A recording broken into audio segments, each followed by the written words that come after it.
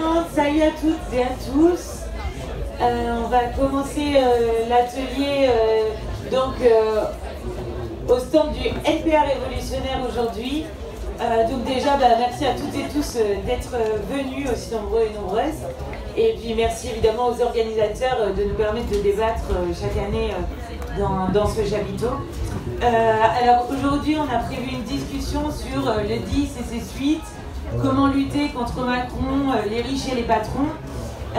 Mais aussi demain, on a un rendez-vous à 14h ici pour poursuivre les discussions, plus sur l'angle de la montée des militarismes et puis contre le génocide mené par l'État d'Israël contre Gaza. Évidemment, d'ici là et dans les interstices, n'hésitez pas à rester au stand après, à profiter des discussions, mais aussi des nombreux livres que l'on a à disposition dans notre librairie.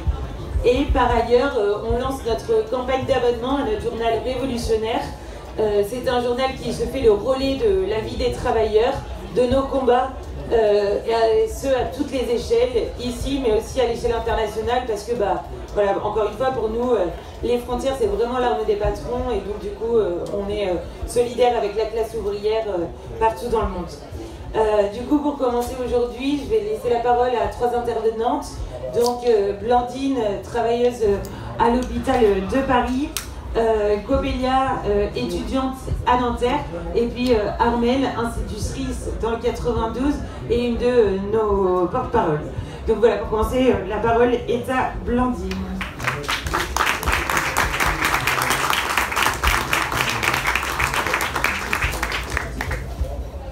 Bon alors, cette journée du 10 septembre, il faut la voir plutôt comme le début de quelque chose, plutôt qu'une fin en soi, et vraiment un très bon début.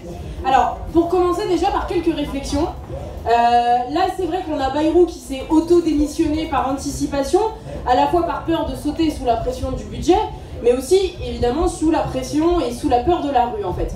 Alors, le truc qu'il y a, c'est que le Cornu, c'est une des dernières cartouches de Macron, et elle est extrêmement fragile. Alors Macron, il s'accroche à une alliance qui est tout aussi fragile avec Le Pen. Alors ils organisent des petits dîners en commun discrets, mais en fait Marine Le Pen, elle ne peut pas le soutenir réellement. Et alors le mouvement de jeudi, il a été une réussite, même si les taux de grévistes ils étaient très inégaux.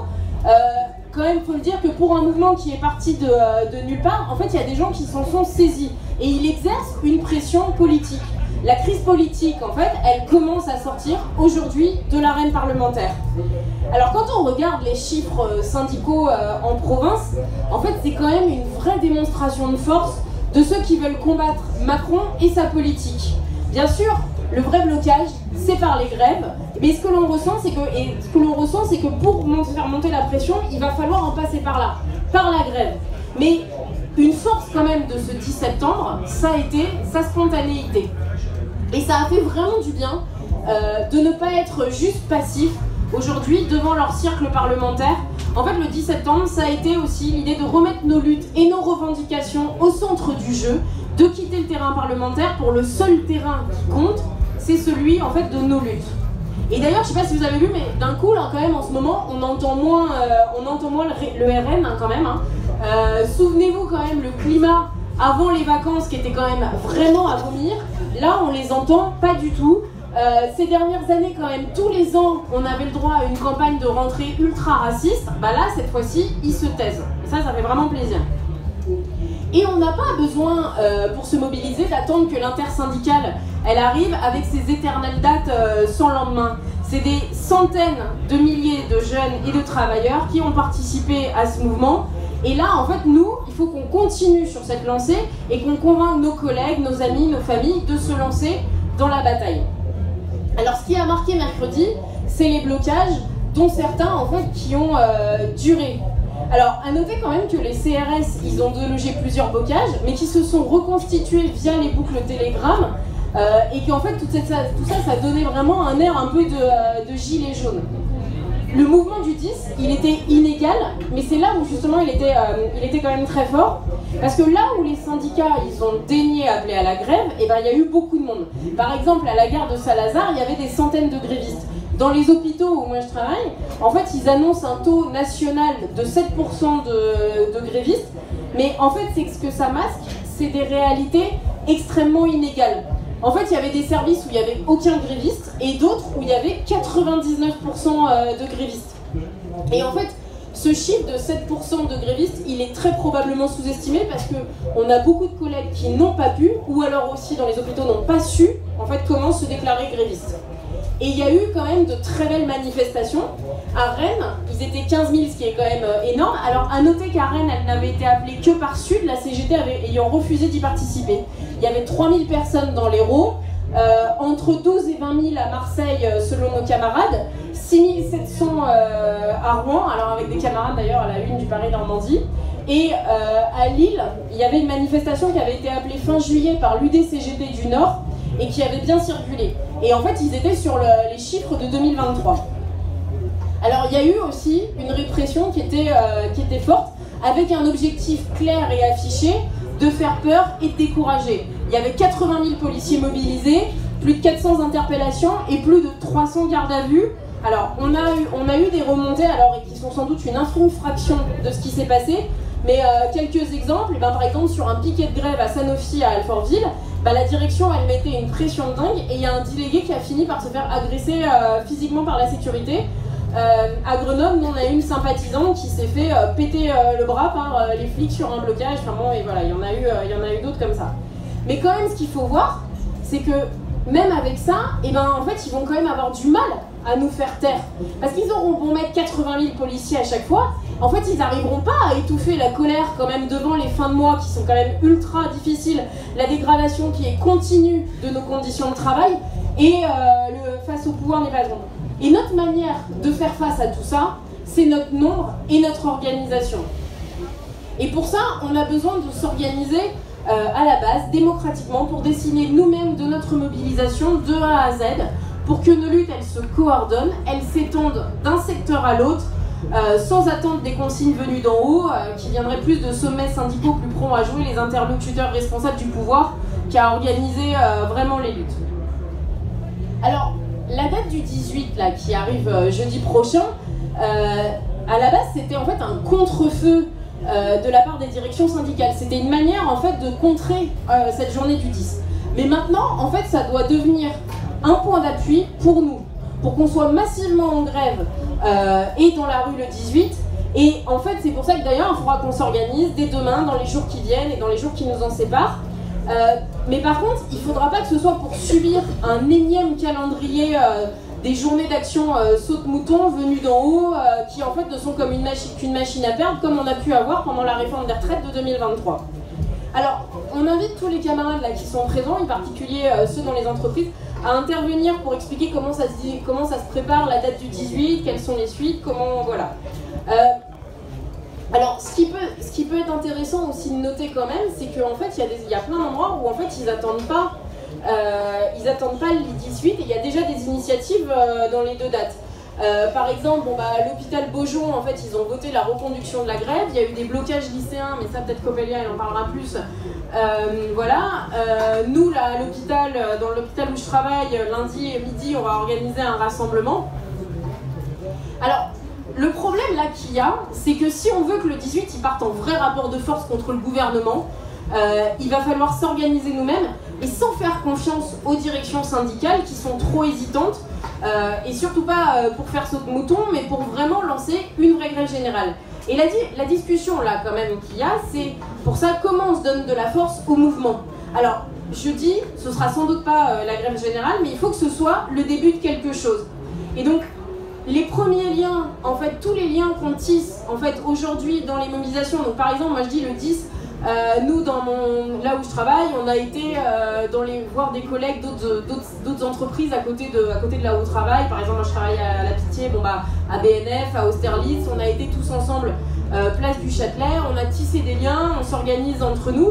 Et en fait, c'est tout ça qu'il va falloir renforcer. En fait, il va falloir renforcer pour s'en sortir et demander aussi, et c'est ça qui donnera aussi aux collègues l'envie de nous rejoindre. Et en fait tout ça, voilà, pour terminer, en fait pour aller plus loin dans le mouvement, pour vraiment tout bloquer là, comme propose le mouvement, en fait ce qui va être vraiment indispensable, c'est la grève. Alors pas la grève à la maison pour un jour, mais une grève qui sera active, militante et qui doit se propager en fait à nos collègues. Et là, oui, en fait, nous, ce qu'il va falloir, c'est qu'on se donne les moyens, tous ensemble, d'aller vers un mouvement d'ensemble et vers la grève générale.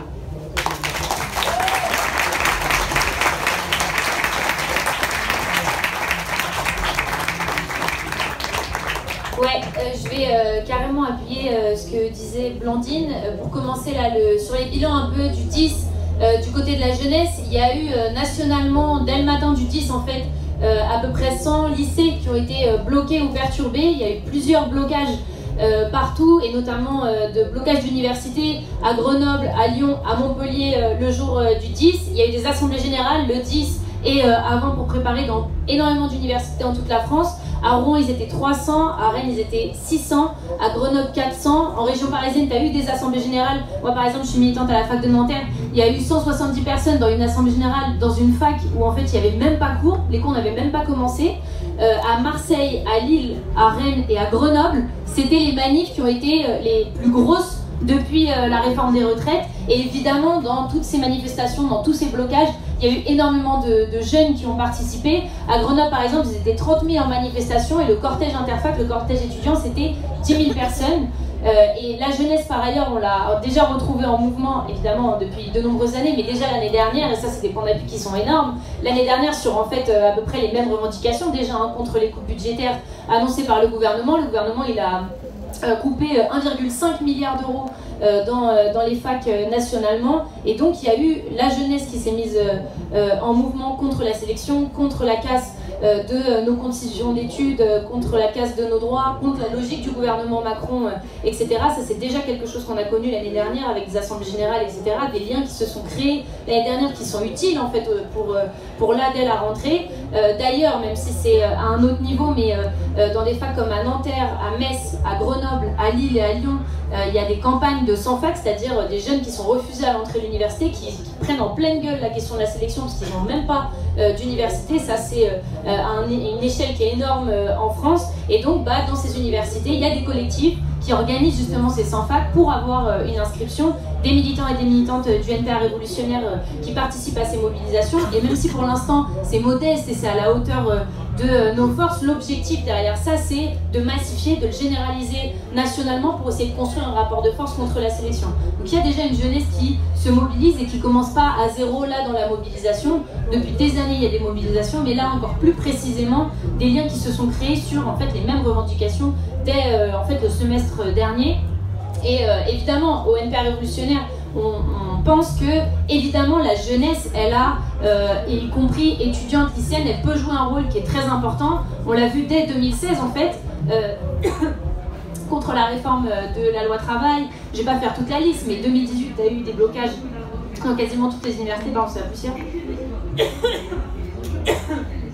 En 2018, il y a eu les gilets jaunes, il y a eu les retraites, partie 1, retraite partie 2, la mobilisation en soutien au peuple palestinien. Partout dans toutes ces mobilisations, la jeunesse, elle a pris une part importante. Et là, précisément aujourd'hui, dans cette situation, elle peut avoir un impact. Déjà parce que la jeunesse est très en colère, voilà, nationalement. C'est un truc qui se voit de plus en plus. Il n'y a qu'à voir le nombre de jeunes qu'il y avait dans les manifestations le 8 mars, les manifestations palestines, dans tous les mouvements là que je viens de citer juste avant. Tout ça, ça montre que la jeunesse, elle se politise, elle se radicalise, elle est en colère, et que là, derrière la présence des jeunes dans les blocages, dans les manifestations qu'on a vu le 10, derrière ça, il y a certes le refus de la politique du gouvernement, mais aussi un rejet total pour cette société de merde, cette société capitaliste qui nous donne aucun avenir, et ça, c'est un élément qui est très important. Donc ouais, la jeunesse, elle se politise, elle peut être nombreuse et très déterminée, elle est aussi très disponible à la lutte, et moins encadrée aussi par les directions syndicales, les bureaucraties syndicales dans les universités, etc.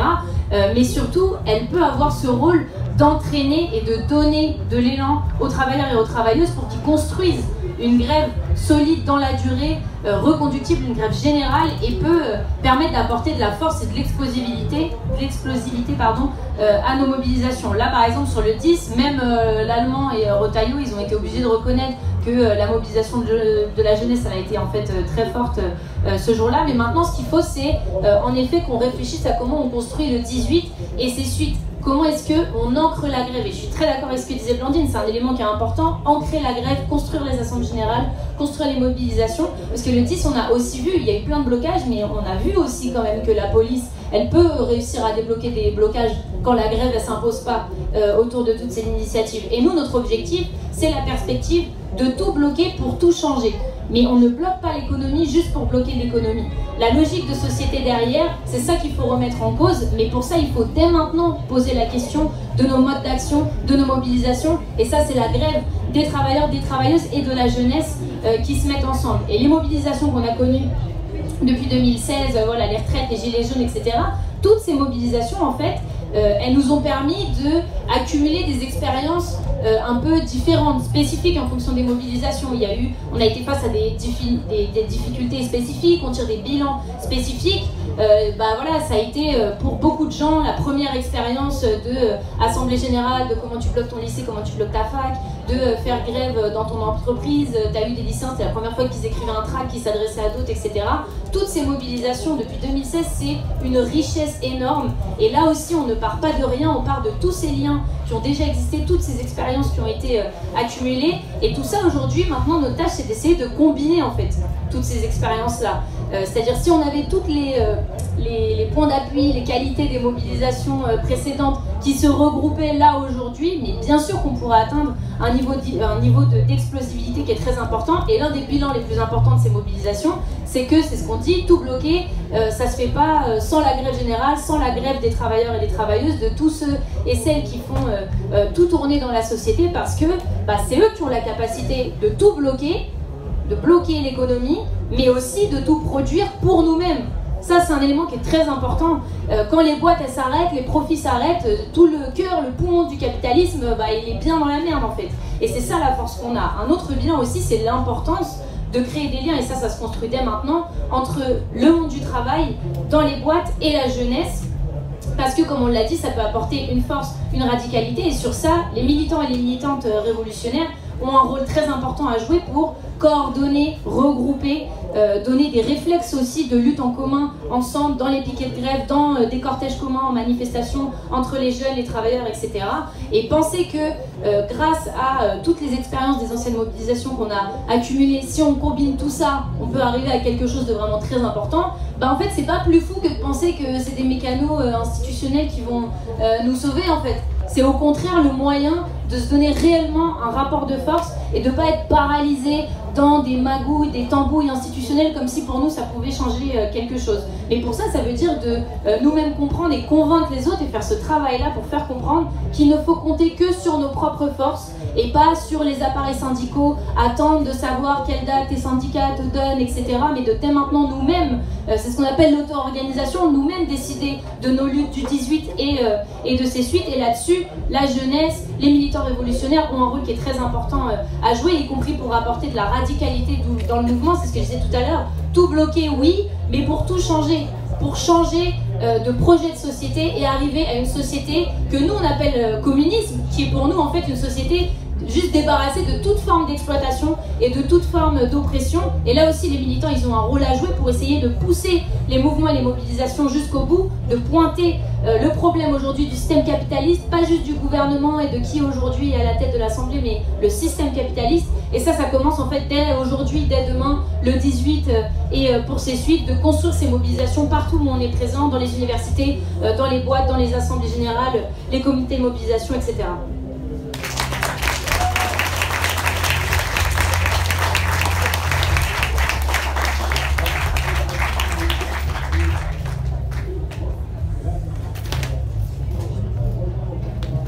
Bonjour à toutes et tous. D'abord, merci à la fête de nous avoir permis d'être ici pour cette troisième année.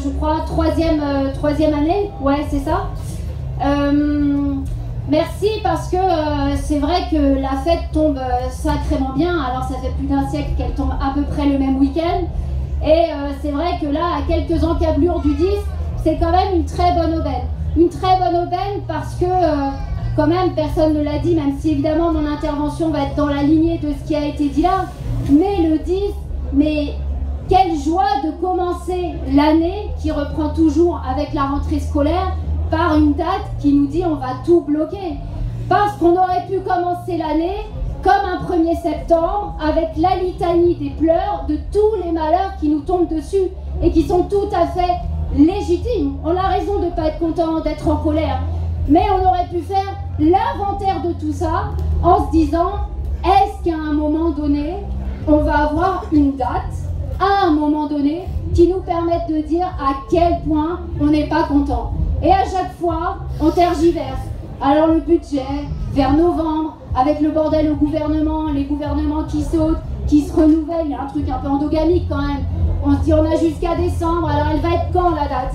Et là, par bonheur, il a suffi de quelques pimpins sur les réseaux qui disent le 10, on va tout bloquer pour que ça nous mette quand même un petit coup de boost. Et qu'est-ce qui est navrant là-dedans? C'est deux choses.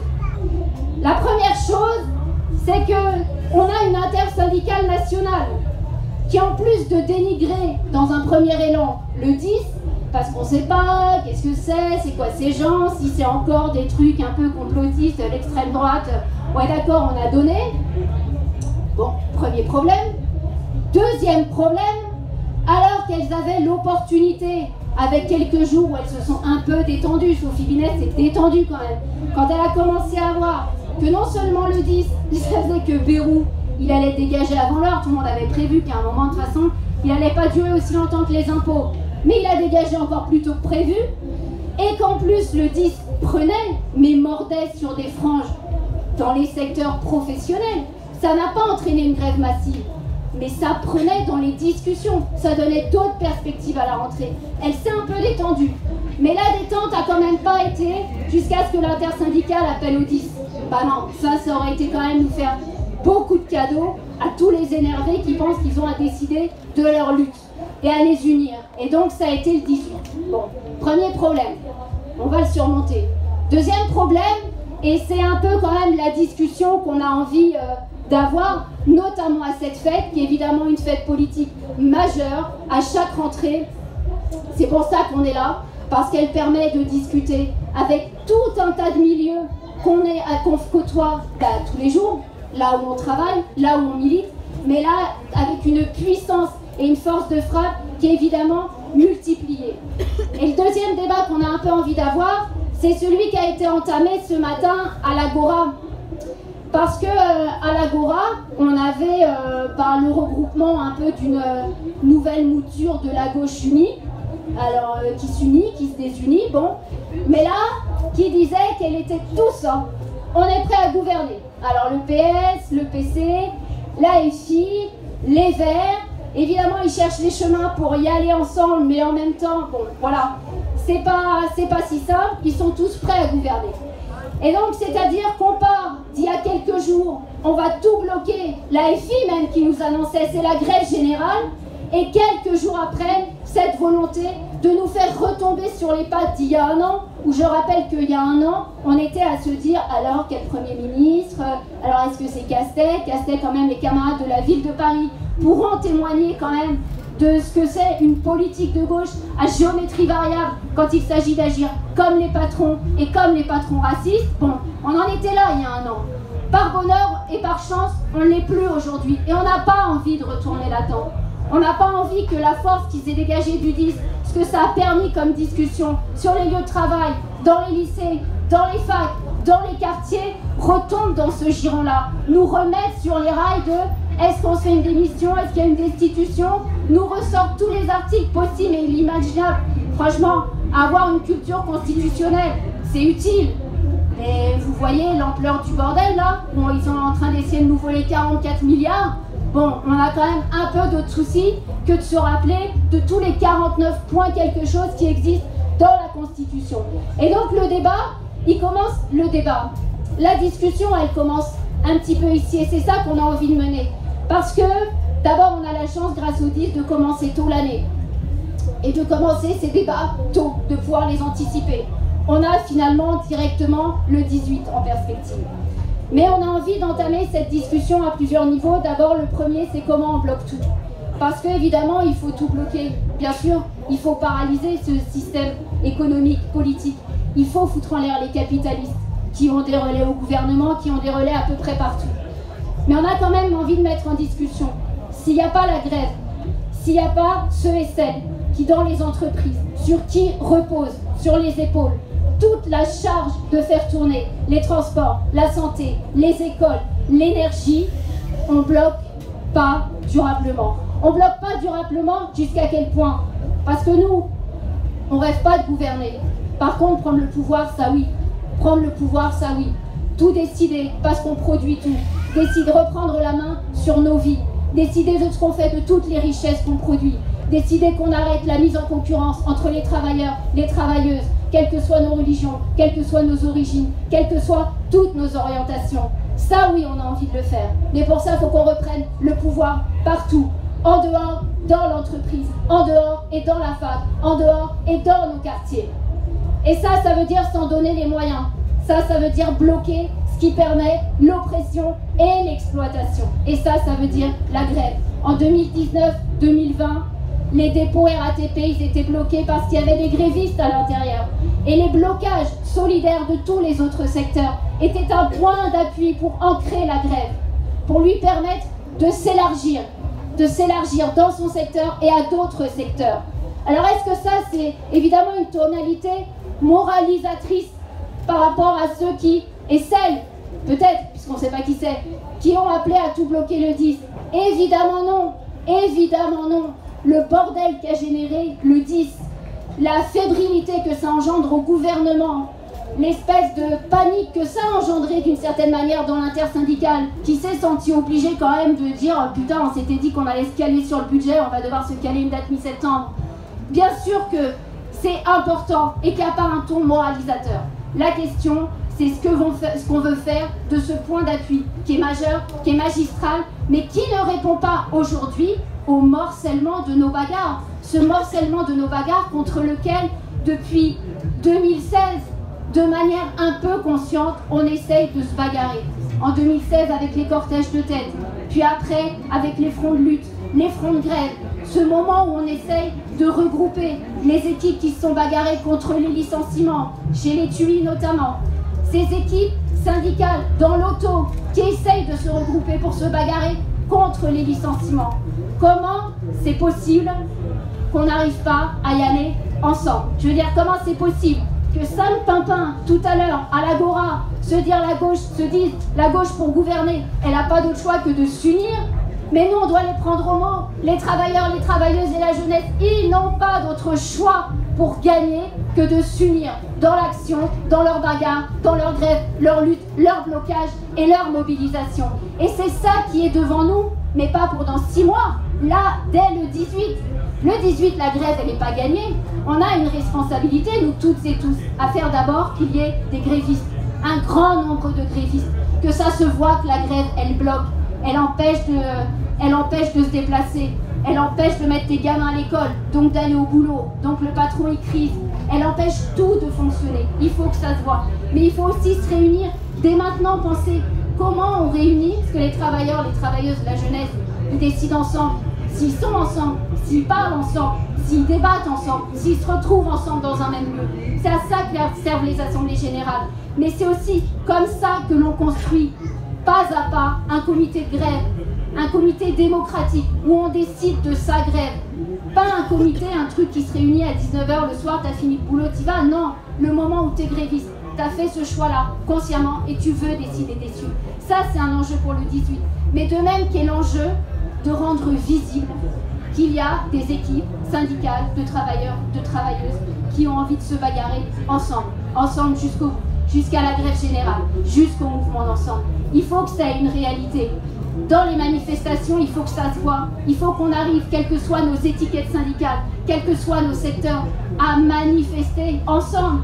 Alors bien sûr, les revendications, c'est pas évident, mais enfin franchement, vu le bordel qui s'abat sur nous, contre les licenciements, pour les augmentations de salaire, enfin vous voyez le déroulé, contre les budgets guerriers, on en a quand même un paxon. Par contre, ce qui doit être au cœur, c'est la question de la grève générale, de la mobilisation et du mouvement d'ensemble. Ça c'est au cœur, ça c'est déterminant, c'est ça qui tranche en ce moment dans les discussions. C'est ça qu'on retrouve dans chaque assemblée générale. C'est ça qui nous oppose quand on est militant syndicaliste à nos directions syndicales. C'est ça qui aujourd'hui fait débat, mais dans cette fête même, le décalage entre les discussions qu'on peut susciter dans les allées sur le 10, ces bilans, ces perspectives, et ce qui s'est discuté à l'Agora. C'est un énorme décalage. Comment imaginer que ceux et celles qui voulaient tout bloquer le 10 ont envie de se retaper le même truc complètement zinzin qu'on a eu il y a 1 an sur les paris par rapport au Premier ministre ou à la Première ministre. Bon, c'est ça qui est devant nous, c'est ça qu'on met en discussion. Et pour finir, fondamentalement, nous on est militantes et militants révolutionnaires, on a chevillé au corps la question de l'organisation. En face de nous, ils s'engueulent, ils se foutent sur la gueule, ils se destituent à tout va, mais ils sont unis pour nous mettre la pâtée. Et nous on est persuadés qu'il faut s'organiser pour résister à ça, s'organiser pour résister et pour organiser la riposte. Et les militantes et les militants révolutionnaires, ils ont évidemment un coup à jouer, si je peux m'exprimer comme ça. Dans cette situation, on doit être, nous aussi, ensemble. Là, je vois qu'il y a des camarades de lutte ouvrière qui sont venus là.